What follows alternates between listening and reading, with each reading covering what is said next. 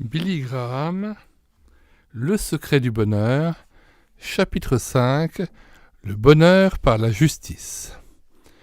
Bienheureux ceux qui ont faim et soif de la justice, car ils seront rassasiés. Matthieu 5, 6. Deux verbes ont édifié deux empires, a écrit saint Augustin. Le verbe avoir et le verbe être. Le premier est un empire des choses, de possession matérielle et de puissance. Le second est un empire de l'esprit, de choses qui durent. La quatrième béatitude exprime une vérité cruciale. C'est à la foule que Jésus a dit « Bienheureux ceux qui ont faim et soif de la justice, car ils seront rassasiés ». La foule, en cette journée torride et étouffante de Palestine, symbolise le grand cortège des hommes et des femmes qui se déroule au long des siècles. Ce qu'il leur a dit, il nous le dit à nous, et il l'a dit à toute l'humanité au cours des âges. La plupart des hommes de cette foule n'avaient pas de privilèges spirituels, sociaux et économiques. Ils avaient faim de beaucoup de choses, mais aucun de leurs besoins n'était plus profond que leurs aspirations spirituelles. Vous pouvez donner à un homme la liberté sociale et économique, mais si sa soif de communion avec Dieu n'est pas étanchée, il continuera à se comporter comme un animal.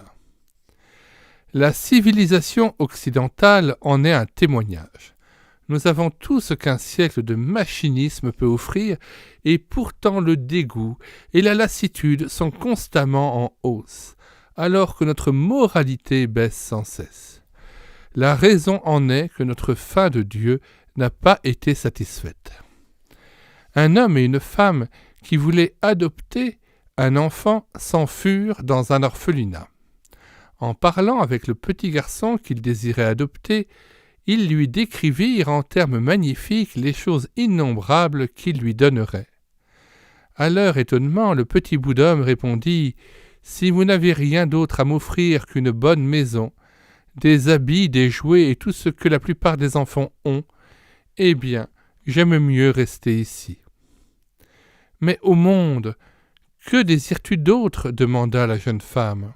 « Je désire seulement quelqu'un qui m'aime, » répondit l'enfant. Même un petit garçon sait que l'homme ne vivra pas de pain seulement. Matthieu 4, verset 4, Luc 4, verset 4. Ce n'est pas le confort d'un monde ultra perfectionné qui peut satisfaire le cœur. Nous avons été créés de peu inférieurs aux anges, Hébreux 2,7, et nos âmes ne peuvent se contenter des caroubes, allusion à la parabole de l'enfant prodigue Luc 15, qu'offre un monde à la recherche des plaisirs. Nos aspirations et nos désirs les plus profonds ne peuvent être satisfaits que par une communion renouvelée avec celui à l'image duquel nous avons été créés, Dieu. Bienheureux ceux qui ont faim et soif de la justice, car ils seront rassasiés. Nous pouvons tous comprendre la métaphore que Jésus a employée ici, la faim. Nous avons tous expérimenté une fois au moins dans nos vies les tiraillements, les vertiges et le sentiment de faiblesse qui accompagnent une faim intense. Nous savons ce que c'est que d'être torturé par la soif. Ainsi, tout naturellement, nous prêtons attention quand Jésus dit « Bienheureux ceux qui ont faim et soif ». Mais quel bonheur y a-t-il dans la faim et dans la soif ? Tout d'abord, la faim est un signe de vie. Les morts n'ont besoin d'aucune nourriture et ne demandent aucune boisson.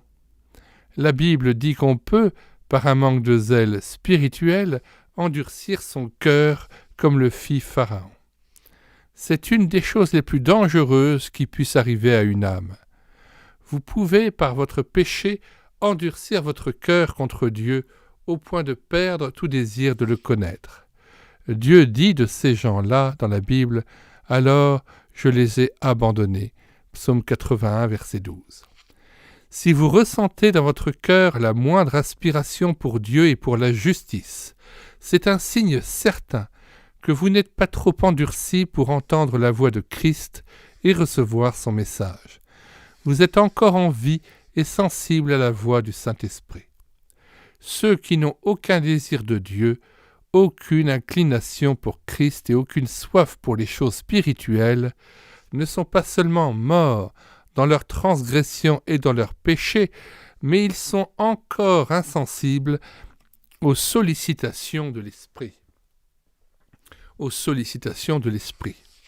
Ils sont comme des cadavres et risquent de rester dans cet état de torpeur spirituelle qui les conduira finalement à la mort éternelle. Un homme me raconta qu'il avait une fois failli mourir gelé dans l'extrême nord. Ses mains avaient perdu leur sensibilité, ses pieds s'engourdissaient, et il était accablé par le désir de se coucher dans la neige et de s'endormir lorsque tout à coup il se rendit compte qu'il était en train de se laisser geler. Il se releva et courut avec vigueur jusqu'à ce que sa circulation soit stimulée. S'il n'avait pas subitement pris conscience du fait qu'il était en train de mourir, et s'il n'avait pas agi en conséquence, il serait certainement mort de froid. Bienheureux ceux qui répondent aux avertissements du Saint-Esprit. Eux seuls ont l'espoir d'être rassasiés. Un homme qui a faim est un homme normal. Les malades refusent toute nourriture, mais les personnes en santé désirent manger. La faim est une réaction naturelle. Une personne normale ressent aussi la faim spirituelle. David a dit « Comme une biche soupire après des courants d'eau, ainsi mon âme soupire après toi, ô Dieu. » Psaume 42, verset 1. Ésaïe a déclaré « Mon âme te désire pendant la nuit, et mon esprit te cherche au-dedans de moi. Car lorsque tes jugements s'exercent sur la terre, les habitants du monde apprennent la justice. » Ésaïe 29, verset 9. Vous avez été créés à l'image et à la ressemblance de Dieu.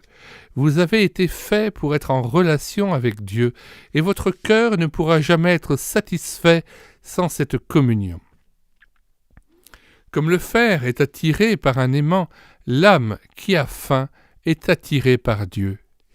Mais même si, comme pour des milliers d'autres personnes, le monde a de l'attrait pour vous, et si vous vous sentez beaucoup d'affinité avec lui, vous pourrez reconnaître un jour, peut-être maintenant, tandis que vous lisez ces lignes, qu'il y a en vous une aspiration profonde qui ne peut être satisfaite par le monde.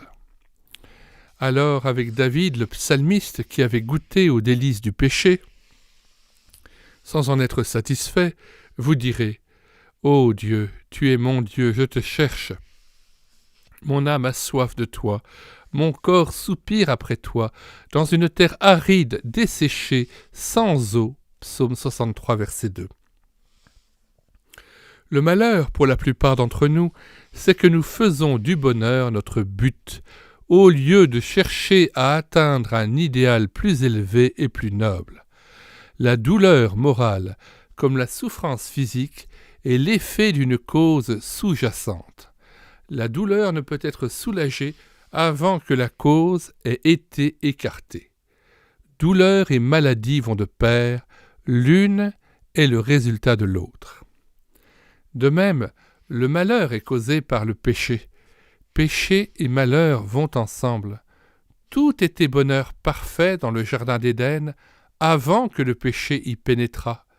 C'est alors que le bonheur disparut, car bonheur et péché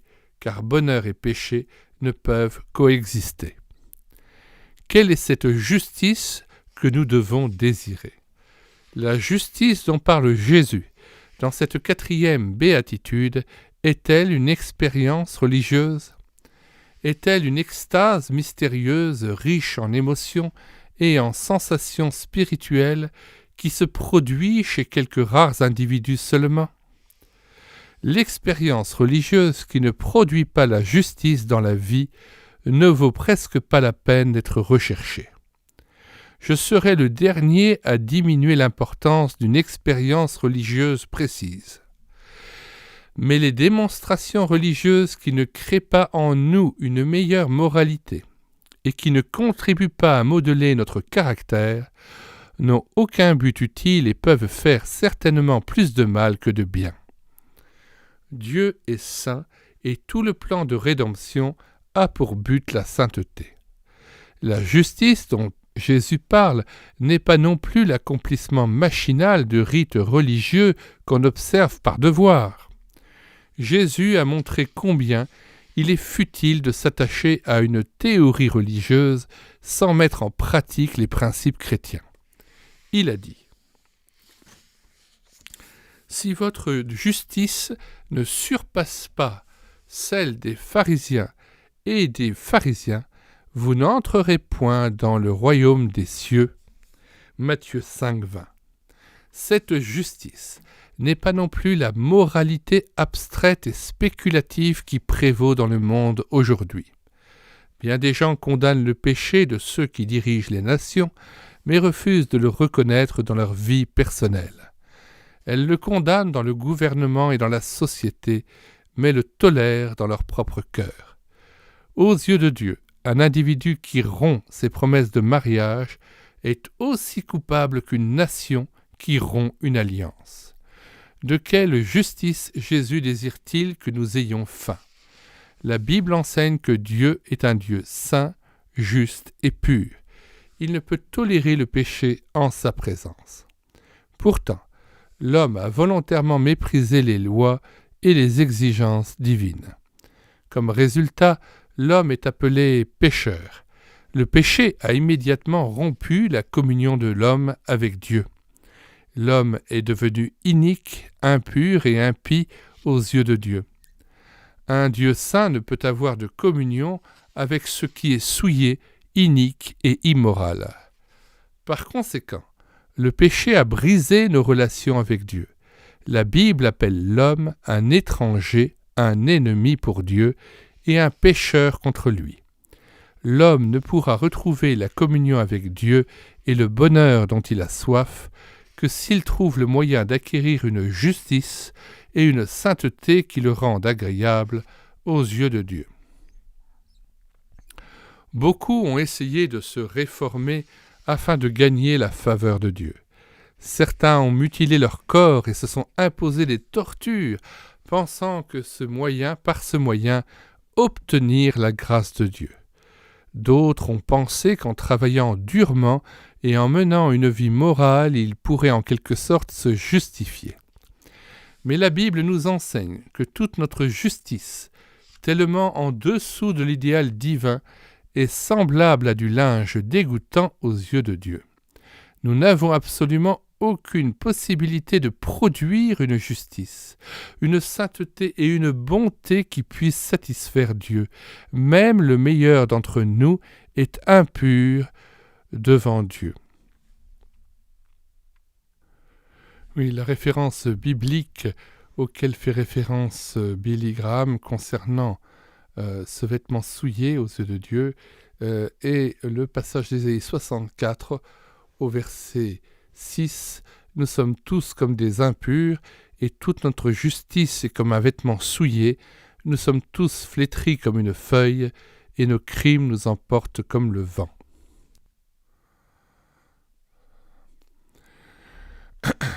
Je me souviens d'un jour où ma femme faisait la lessive. Le linge paraissait blanc et propre dans la maison, mais quand elle le suspendit au fil, il sembla réellement souillé et sale à côté de la neige qui venait de tomber.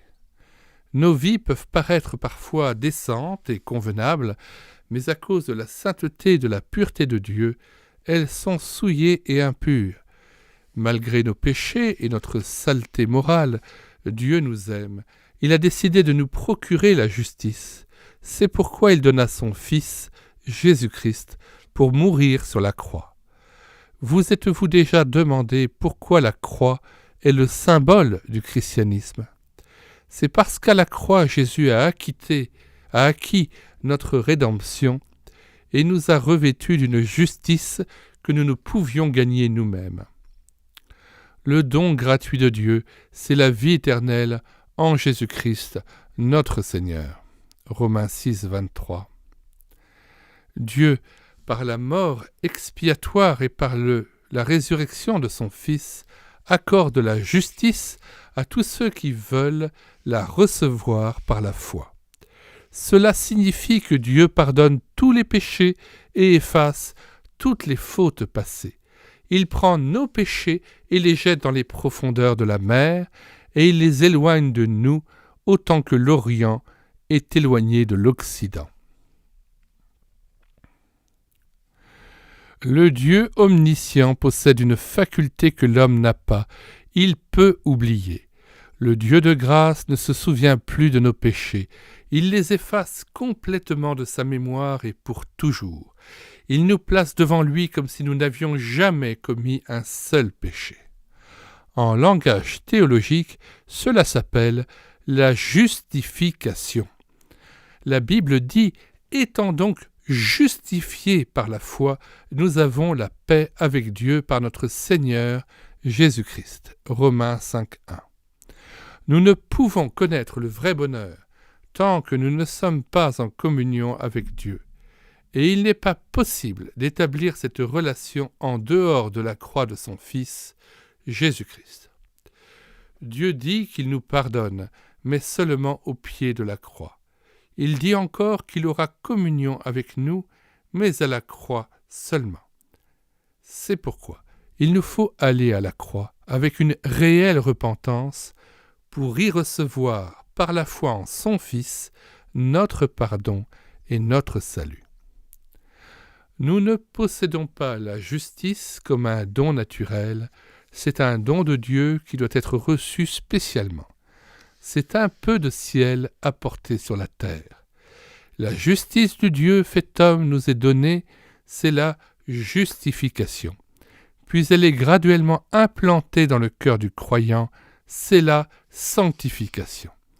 Dieu partage sa nature avec nous, nous devenons participants de la vie divine. Mais Dieu dit que seuls ceux qui ont faim de la justice la recevront. Dieu n'impose sa manne céleste à personne. Vous devez la désirer par-dessus toute autre chose. Votre aspiration vers Dieu doit supplanter tous les autres désirs. Ce doit être comme une faim rongeante et une soif brûlante. Beaucoup de choses peuvent ôter notre appétit pour la justice de Dieu. Tout d'abord, les plaisirs coupables peuvent nous enlever le désir des choses de Dieu. L'apôtre Paul avait un jeune collaborateur nommé Démas. Mais nous n'entendons que très peu parler de lui parce que son appétit pour les plaisirs du monde était plus grand que sa soif pour Dieu. Paul écrivait toute son histoire en 10 mots. Démas m'a abandonné par amour pour le siècle présent. 2 Timothée 4,10. Beaucoup d'entre nous n'avons aucun appétit pour les choses spirituelles parce que nous sommes absorbés par les plaisirs coupables du monde. Nous avons trop goûté aux délices du péché. J'ai entendu une fois l'histoire d'un homme qui marchait dans la rue suivi d'un porc. Un ami l'interpelle et lui demande comment il fait pour que le porc le suive. « C'est très simple, dit-il. De temps en temps, je laisse tomber une fève, et le porc aime les fèves. » Satan avance sur la route de la vie, laissant tomber ses fèves, et nous le suivons jusqu'à la destruction éternelle. Ensuite, si nous sommes pleins de nous-mêmes, nous ne pouvons avoir faim de Dieu. Aucun homme n'est plus vide que celui qui est rempli de lui-même. Aucun homme n'est plus malade que celui qui, ayant une maladie incurable, se croit pourtant en parfaite santé. Aucun homme n'est plus pauvre que celui qui s'imagine être riche alors qu'il est en faillite. La Bible déclare « Tu dis, je suis riche, je me suis enrichi et je n'ai besoin de rien. Et tu ne sais pas que tu es malheureux, misérable, pauvre, aveugle et nu. » Apocalypse 3, 17. Celui qui est rempli de lui-même n'a pas de place pour Dieu dans sa vie. Il est sans appétit pour les choses de Christ. Puis, le péché secret peut enlever votre désir de la justice de Dieu. Ce péché secret que vous avez commis a coûté quelque chose. Vous avez toujours pensé qu'il était oublié, mais le remords reste encore dans votre cœur. Ces mauvais ressentiments que vous nourrissez intérieurement contre votre voisin, votre rancune envers ceux qui vous ont fait du tort. Quand le cœur est plein de méchanceté, il n'y a plus de place pour Dieu. Les jalousies, les envies, les préjugés et les ressentiments enlèveront votre appétit pour les choses de l'esprit. Quand votre vie est assombrie par l'amertume, vous ne pouvez avoir soif de la justice. Si vous laissez Satan vous rassasier, vous n'aurez aucun désir de la manne céleste. Enfin, la négligence de votre vie spirituelle peut affaiblir votre appétit de la justice de Dieu. Tous les chrétiens croient en Dieu, mais beaucoup ont peu de temps pour lui. Ils sont trop occupés par les affaires de tous les jours pour s'absorber dans la lecture de la Bible, dans la prière et pour se préoccuper de leurs semblables. Beaucoup d'entre eux ont perdu l'esprit et le zèle des disciples. Si vous leur demandez s'ils sont chrétiens, ils répondront probablement « je le pense » ou « je l'espère ». Ils vont à l'église à Pâques, à Noël et aux autres occasions spéciales, mais à part cela, ils ont peu de temps pour Dieu. À force d'occupation et de préoccupation, ils ont banni Dieu de leur vie. La Bible nous avertit « ne négligeons pas notre âme ». Il est possible d'endurcir son cœur et de replier son âme jusqu'à perdre l'appétit des choses de Dieu. Cette faim que vous devriez avoir vous fait désirer d'être toujours en ordre avec Dieu. Elle vous fait comprendre que toute recherche de la paix du cœur, en dehors de lui, est vaine. Elle vous démontre votre propre futilité, votre incapacité à vous sauver vous-même et la nécessité de vous soumettre à sa volonté. Comme Pierre qui, marchant sur les vagues de la suffisance, découvrit qu'elle ne le porterait pas, nous nous écrions « Seigneur, sauve-moi ». Matthieu 14, verset 30. Comme le fils prodigue, qui avait goûté aux délices du péché dans une cité lointaine, nous découvrons que les jouissances du monde procurent un certain plaisir mais ne satisfont pas. Alors, prenant conscience de notre état, nous disons « Mon Père, j'ai péché contre le ciel et contre toi, traite-moi comme l'un de tes mercenaires. » Luc 15, 18 à 19. Le retour du fils prodigue commença quand il gardait encore les pourceaux et qu'il se disait « Combien de mercenaires chez mon père ont du pain en abondance, et moi, ici, je meurs de faim. » Luc 15, 17. Au moment même où il commençait à avoir faim, Dieu s'apprêtait à le recevoir. Le désir du fils repentant et son aspiration la plus profonde n'était pas d'avoir de la nourriture, mais d'être réconcilié avec son Père. Les bénédictions, les expériences ou même les exaucements ne sont pas des buts en eux-mêmes, mais tout cela nous est donné quand nous sommes en règle avec notre Père céleste. Dieu, comme le Père du Fils prodigue, dit à tous ceux qui ont faim et soif de la justice, « Mon enfant, tout ce que j'ai est à toi. » Luc 15, 31. Pour être spirituellement satisfait, il faut être en règle avec Dieu. Quand par la foi nous sommes dans la position du Fils devant son Père, les richesses de Dieu deviennent nos richesses, l'abondance de Dieu notre abondance, la puissance de Dieu notre puissance. Quand une relation normale est rétablie entre Dieu et nous, le bonheur, le consentement et la paix de l'esprit sont une conséquence naturelle de cette réconciliation. Mais vous demandez peut-être comment commencer, que faut-il que je fasse ? Jésus a dit que vous deviez vous convertir.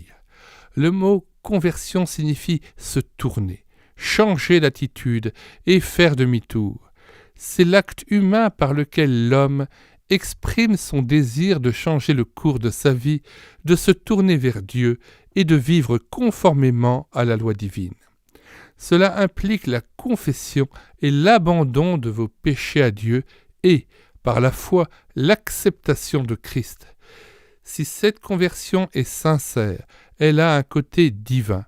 La régénération, c'est-à-dire le don de la vie spirituelle par le Saint-Esprit. Mais bien des gens diront immédiatement « Je crois en Christ, je crois à l'Église et je crois à l'Écriture sainte. N'est-ce pas suffisant ? Non, vous devez recevoir Christ. Je vais à l'aérodrome. J'ai réservé ma place et j'ai mon billet dans ma poche. L'avion est sur la piste d'envol, c'est un grand et puissant avion. Je suis certain qu'il me mènera à destination. On appelle les voyageurs à 3 reprises, mais je ne monte pas à bord. La porte se ferme, la passerelle est retirée. Je ne suis pas dans l'avion. Pourquoi ? Je croyais en l'avion, mais je ne suis pas monté à bord. C'est exactement la même chose. Vous croyez en Dieu, en l'Église, dans les Saintes Écritures et en l'Église, mais vous avez négligé de le recevoir véritablement dans votre cœur. Votre croyance a été impersonnelle, spéculative, et vous ne vous êtes pas confié totalement en Christ. La Bible dit qu'au moment où vous le recevez, vous naissez de nouveau. La nature de Dieu entre dans votre âme et vous devenez un de ses enfants en communion spirituelle parfaite avec lui. C'est ce que nous pourrions appeler la relation verticale, l'affinité perpendiculaire entre Dieu et l'homme. C'est le tout premier pas vers le bonheur. La relation verticale doit toujours précéder la relation horizontale. Notre nourriture, notre réconfort et notre force viennent d'en haut. L'homme est comparable à un tramway ou à un trolleybus. Il doit être en contact avec la ligne qui est au-dessus de lui avant de pouvoir avancer horizontalement. De nos rapports avec Dieu dépendent nos rapports avec les hommes. Si nous ne sommes pas en règle avec Dieu, nous ne pouvons pas l'être non plus avec les hommes. La musique affirme « Deux instruments accordés au même ton sont accordés entre eux ». Les mathématiques disent également « Deux quantités égales à une troisième sont égales entre elles ». De même, si deux personnes sont en harmonie avec Dieu, elles sont en harmonie l'une avec l'autre. Deux personnes qui aiment Christ s'aiment mutuellement. Cette justice que nous devons rechercher revêt encore un autre aspect. Elle est une vie de victoire. Dès l'instant où vous recevez Christ comme votre Sauveur et votre Seigneur, il vient par le Saint-Esprit habiter dans votre cœur. La Bible dit « Christ en vous, l'espérance de la gloire ». 2 Colossiens 1,27. Vous ne pouvez pas le percevoir avec vos sens, mais il est là néanmoins. Vous devez l'accepter par la foi. Cet aspect de la justice que nous devons rechercher est appelé en termes théologiques la sanctification. Ne soyez pas effrayés par ce mot, il signifie réellement le fait d'être séparé ou pur. Dans un sens, la sanctification est instantanée. Au moment où vous recevez Christ comme Sauveur, le Saint-Esprit vient dans votre cœur.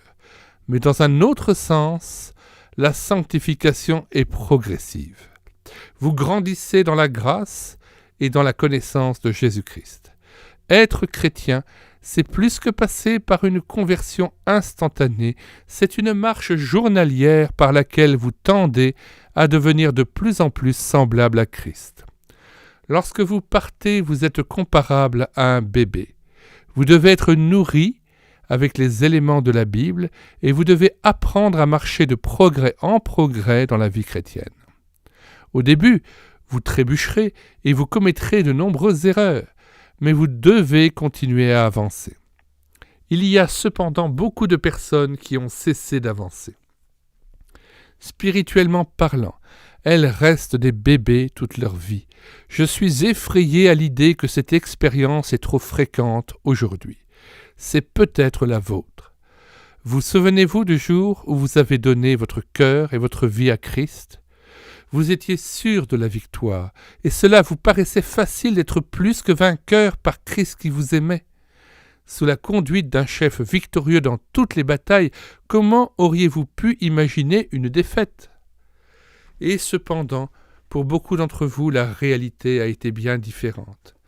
Vos victoires ont été rares et passagères, vos défaites nombreuses et désastreuses. Vous n'avez pas vécu comme vous sentiez qu'un enfant de Dieu devait vivre.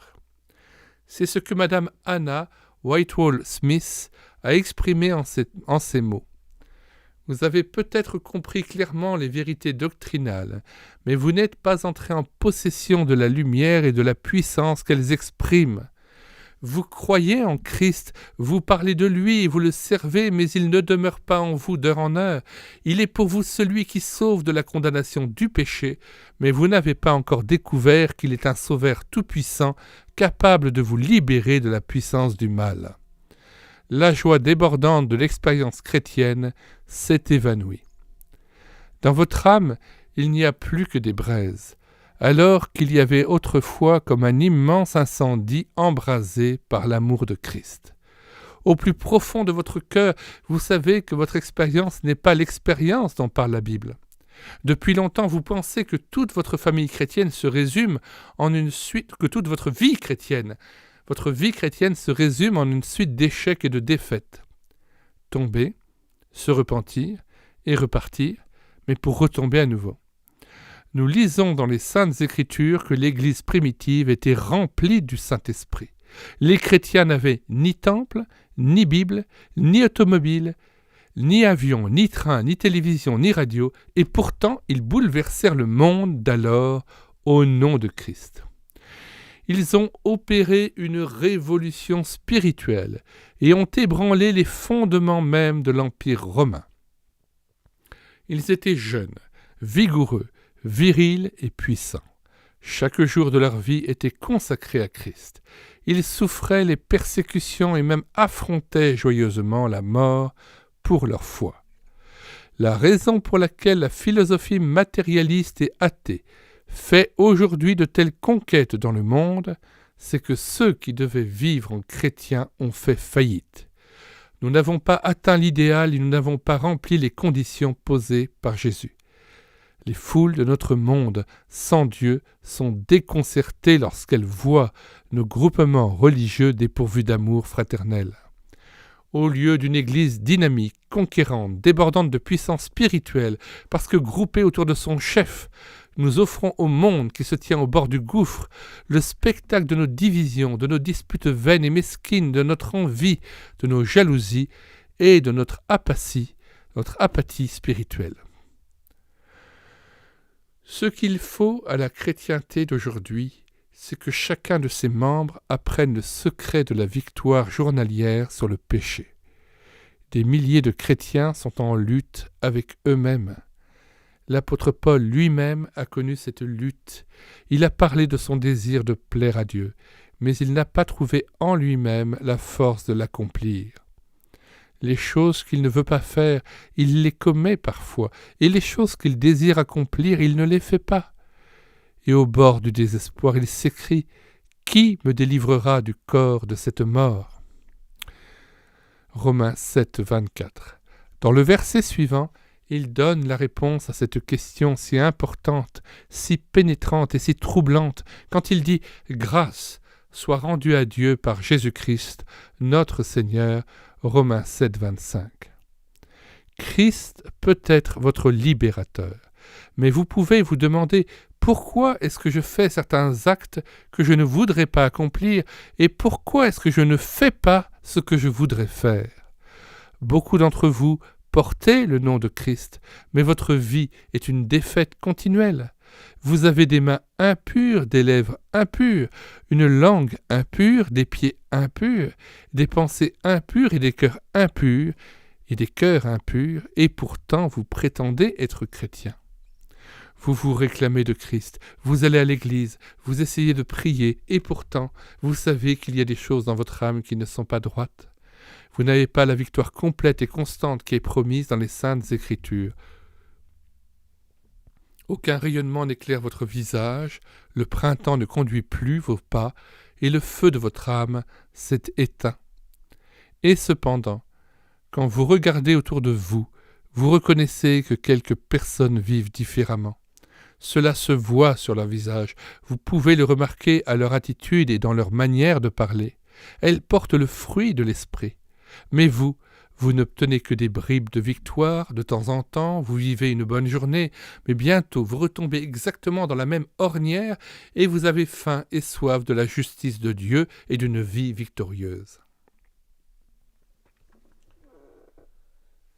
Certains chrétiens n'ont jamais appris ce que la Bible enseigne sur la possibilité de se débarrasser des pensées et des habitudes impures. D'autres ne savent pas qu'il faut prier chaque jour. Il y a quelque temps, un agent de police me demanda quel était le secret de la vie victorieuse. Je lui répondis qu'il n'y a pas de formule magique, mais que ce secret se résume en 2 mots. En premier lieu, abandon, puis esprit de prière. Rien ne peut remplacer une vie de prière journalière avec Christ. Le recueillement, le moment de prière et de méditation de la Bible sont absolument indispensables à la vie chrétienne heureuse. Vous ne serez pas un chrétien heureux, dynamique et fort si vous ne marchez pas chaque jour avec Christ. Il est déplorable que même parmi les chrétiens, la conversation roule sur des sujets souvent sans importance. Nous savons citer les victoires de nos vedettes sportives, mais nous sommes incapables de citer un verset biblique autre que Jean 3,16.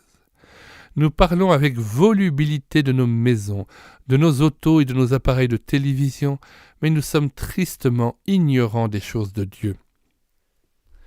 Si nous rencontrions par hasard un malade ou un mourant, nous serions incapables de le conduire à Christ. Notre intelligence spirituelle est terriblement indigente. C'est pourquoi nous n'échangeons que des paroles banales. Notre conversation journalière, lorsque nous nous rencontrons, que ce soit au bureau, en promenade ou au magasin, devrait porter sur les choses de Dieu. Nous devrions échanger les pensées et les bénédictions spirituelles que nous avons reçues dans notre lecture biblique quotidienne. Ne nous imaginons pas qu'il suffit d'avoir été confirmé ou d'avoir pris une décision pour Christ pour vivre victorieusement le reste de notre existence sur le simple souvenir de cette expérience. Étant humains, il nous faut renouveler nos vœux et nos engagements envers Dieu. Nous devons faire un examen de notre état spirituel. Aujourd'hui, Christ appelle les chrétiens à la purification, à la consécration et à la soumission totale. Au lieu d'essuyer des échecs, vous aurez la victoire dans votre vie spirituelle. Au lieu d'avoir besoin d'aide, vous aiderez les autres. Un changement s'opérera dans vos habitudes, dans votre vie de prière, dans votre lecture de la Bible, dans vos dons, dans votre témoignage et dans votre fidélité à votre Église. C'est l'heure de la décision pour le chrétien. Mais beaucoup d'entre vous se demandent « Par où dois-je commencer ?» Je voudrais vous suggérer de faire une liste de tous les péchés dont vous vous êtes rendu coupable, puis de les confesser et de les abandonner en vous rappelant que Jésus-Christ vous pardonne. La Bible dit « Si nous confessons nos péchés, il est fidèle et juste pour nous les pardonner et pour nous purifier de toute iniquité. » 1 Jean 1,9. Puis, après avoir confessé tout péché connu, abandonnez à Christ tous les secteurs de votre vie, la jeune fille, le jeune homme auquel vous tenez, votre famille, vos affaires, votre carrière, vos ambitions, votre âme, vos pensées les plus intimes et le fond de votre cœur. Remettez-lui tout, ne retenez rien pour vous. Que vos yeux, vos oreilles, vos mains et vos pieds, vos pensées et votre cœur soient donnés complètement et sans réserve à Christ. Puis, par la foi, croyez que Dieu a accepté votre don. L'apôtre Paul a dit « J'ai été crucifié avec Christ, et si je vis, ce n'est plus moi qui vis, c'est Christ qui vit en moi. » Galates 2:20. Nous pouvons nous regarder comme morts au péché. La Bible dit que nous pouvons être plus que vainqueurs par celui qui nous a aimés. J'ai le privilège de savoir ce que représente la marche dans la voie de Christ.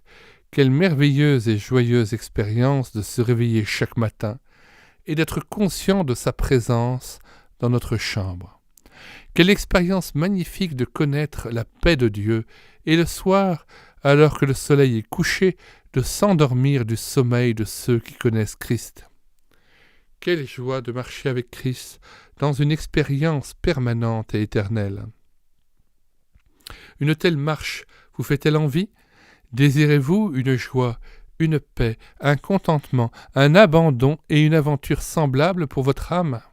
Désirez-vous ardemment porter le fruit de l'esprit qui est l'amour, la joie, la paix, la patience, la bonté, la bénignité, la fidélité, la douceur, la tempérance ? Vous pouvez avoir cette vie maintenant en cet instant même si vous acceptez de payer le prix en vous abandonnant totalement. Au moment où vous cédez, Christ par le Saint-Esprit remplit vos cœurs et votre vie. Vous pouvez alors véritablement dire « Je suis rempli par le Saint-Esprit ». Rappelez-vous d'abord que la vie chrétienne est vécue par le Christ qui vit en vous. Et si Christ n'a pas tout en vous, il vous est impossible de vivre une expérience chrétienne heureuse. Lorsqu'il possède tout en vous, il vous remplit jusqu'à déborder et produit en vous le fruit de l'esprit. Personne ne peut créer la vie chrétienne sans la puissance du Saint-Esprit. Le Saint-Esprit est à la porte de votre cœur, prêt à y répandre un flot de bénédiction si vous lui abandonnez votre personnalité et votre vie tout entière. C'est votre droit, demandez-le, croyez-le, acceptez-le, il est vôtre maintenant. Si telle est votre faim et si tel est votre désir, Dieu fera exactement ce qu'il a promis de faire, il vous rassasiera. Bienheureux ceux qui ont faim et soif de la justice, car ils seront rassasiés. Dieu a tenu toutes les promesses qu'il a faites. Il vous rassasiera maintenant si vous le désirez assez pour vous abandonner à lui. Ensuite, Dieu vous rassasiera de sa justice, car il n'y a pas de saintes aspirations ni de saints désirs de l'homme que Dieu ne veuille finalement satisfaire. Nous ne serons parfaits en pensée, en parole et en acte que lorsque nous serons glorifiés dans le monde à venir, mais le chrétien sur la terre possède déjà le reflet de cette gloire et son caractère est transformé par l'influence divine. Nous sommes des chrétiens et le monde devrait être convaincu qu'une force supérieure émane de ceux qui portent vraiment son nom partout où ils sont. L'homme a faim de pain et l'homme a faim de pain et Dieu envoie le soleil et la pluie sur les champs de blé. Le blé est transformé en farine et la farine en pain pour que la faim physique de l'homme soit ainsi rassasiée. L'homme a faim d'amour. Dieu allume un feu d'affection dans un autre cœur, et deux cœurs se fondent dans l'unité par les liens sacrés du mariage. Les hommes ont faim de connaissance, et Dieu suscite des institutions d'enseignement, appelle des hommes à cette tâche, donne au gouvernement la responsabilité de les entretenir, et les hommes peuvent étancher leur soif de connaissance. Les hommes ont faim de vie communautaire, et Dieu leur permet de bâtir des villes dans lesquelles ils peuvent partager leurs travaux, leurs connaissances et leurs dons. Ne me dites pas que Dieu peut satisfaire avec abondance les besoins matériels de l'homme et le laisser mourir de faim spirituellement. La Bible dit « Écoutez-moi donc, et vous mangerez ce qui est bon, et votre âme se délectera de mes succulents. » Ésaïe 55, verset 2. Voici ce qu'elle dit encore, car le pain de Dieu, c'est celui qui descend du ciel et qui donne la vie au monde. Jean 6, 33. Enfin, Dieu veut satisfaire la faim et la soif de ceux qui désirent sa justice, car il aime le monde d'un amour éternel. Il a bouleversé les cieux et la terre pour nous racheter. Serait-il vraisemblable qu'un père paie une rançon immense pour racheter son fils, puis qu'il l'abandonne ensuite quand il a faim? le prix infini que Dieu a payé pour notre salut nous permet d'affirmer qu'il ne désire certainement pas que nous manquions de quoi que ce soit. Un père qui aime son enfant ne peut le voir affamé. La Bible déclare « Mon Dieu pourvoira à tous vos besoins selon sa richesse avec gloire en Jésus-Christ. » Philippiens 4,19. La promesse « Bienheureux ceux qui ont faim et soif de la justice, car ils seront rassasiés » est une parole qui engage la responsabilité de l'homme envers Dieu et celle de Dieu envers l'homme. Notre petite part humaine est d'avoir faim et soif. Si nous n'aimons pas la justice, cela signifie simplement que nous avons permis au péché et à la négligence d'étouffer notre désir de communion avec Dieu. Aussi attrayant et séduisant que le monde puisse paraître, il est incapable de satisfaire nos aspirations profondes et les désirs ardents de nos cœurs. Nous ne pourrons connaître la paix du cœur et la tranquillité de l'esprit que lorsque nous reconnaîtrons et avouerons nos désirs profonds, que nous nous abandonnerons complètement à Dieu et que nous déciderons de nous détourner des artifices du monde pour boire aux sources de l'eau vive.